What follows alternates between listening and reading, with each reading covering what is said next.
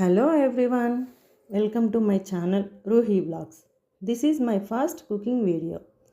ఈరోజు మన రెసిపీ వచ్చేసి చోలే కర్రీ అండ్ పూరి. ఇప్పుడు మనం తయారీ విధానం చూద్దాం. ముందుగా ఒక కడాయి తీసుకొని అందులో తగినంత ఆయిల్ వేసి ఆయిల్ వేడెక్కాక మసాలా దినుసులు వేసుకోవాలి. తర్వాత సన్నగా తరిగిన 2 ఆనియన్స్ వేయాలి.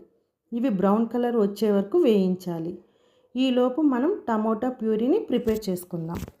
ఈ టమోటా ప్యూరీ కోసం ఒక టమోటో, కొద్దిగా పచ్చి కొబ్బరి లేకపోతే ఎండు కొబ్బరి, కొన్ని వెల్లుల్లి, కొంచెం అల్లం ఉంటే జీడిపప్పు వేసి వాటర్ వేసి పేస్ట్లా ప్రిపేర్ చేసుకోవాలి.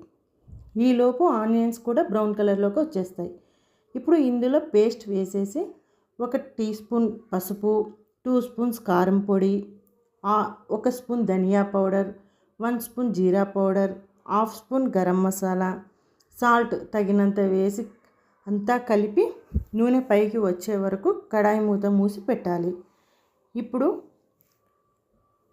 ఇందులోకి ఆల్రెడీ ఉడికించిన శనగల్ని వాటర్తో సహా వేయాలి. ఈ శనగల్ని ఉడికించేటప్పుడు అందులోకి ఒక గ్రీన్ టీ బ్యాగ్, మసాలా దినుసులు, కొంచెం సాల్ట్ వేసి 5 విజిల్స్ వచ్చే వరకు ఉడికించాలి.